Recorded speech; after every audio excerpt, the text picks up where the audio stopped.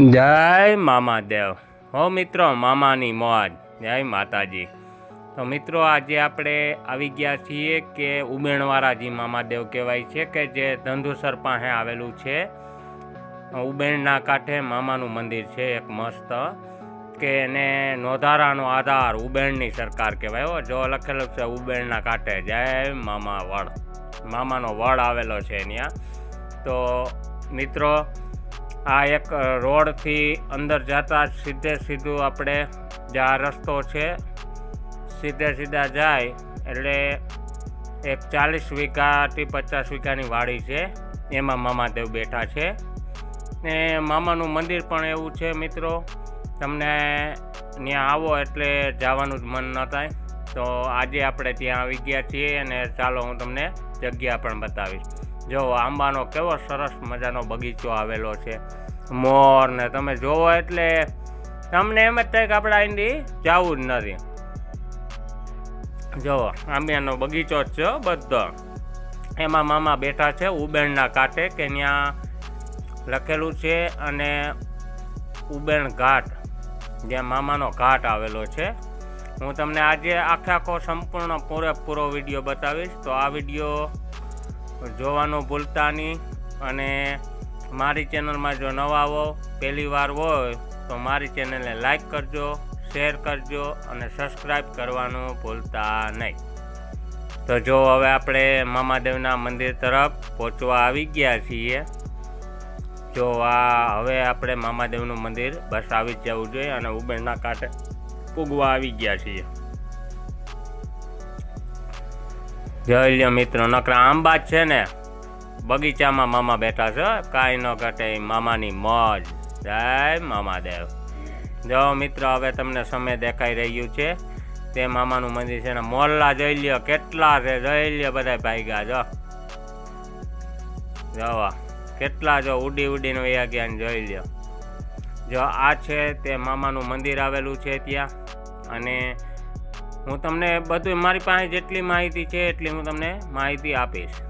જો આ મામાના વડલા ત્યાં 2 આવેલા છે, અને જો અહીંયા લખેલું છે આ મામાનો ઘાટ છે, કે અહીંયા આ જગ્યાએ કોઈ પણ છે એ માછલાની જારી પણ નાખવાની મનાય છે, અને જારી નાખવાની માછલા પણ બહુ મોટા મોટા છે। અને આ મામાના ઘાટમાં મગર પણ એક છે, તમે મગરના પણ દર્શન તમને જો નસીબમાં હોય તો ઘણા લોકોને થાય છે। જો આમાં હે મામાનો ઘાટ, કાયદેસર પગથિયા છે, અને તમે ઉતરી અને આપણે અહીંયા આવીએ તો આપણે માછલાને લોટ છે કોઈ કાંઈ લેવા હોય તો આપણે એને નાખી શકીએ છીએ। બાકી જો ઉબેણના કાંઠે એનું લોકેશન પણ મામાનું એવું છે ને, મામા તો પણ લોકેશન ઉપર જ હોય મિત્રો। જોઈ લ્યો લોકેશન, ખાલી એકવાર જોઈ લ્યો પછી તમે કહેજો। જો હવે તમને મામાની ધજાના પણ દર્શન થાય છે, ત્યાં એક ટાવર પણ છે અને મામાની ધજા ટાવર ઉપર છે। આ ઉબેણના કાંઠાવાળા કહેવાય, ઉબેણવાળા મામાદેવ।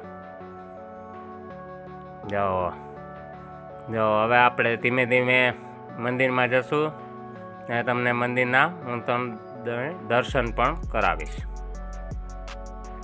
જો અહીંયા મામાનું જે મંદિર બન્યું છે એની પણ તારીખ પણ લખેલી છે, અને મામાનો પણ ફોટો પણ છે। જો 11/11/2011 મામાનું મંદિર બન્યું છે।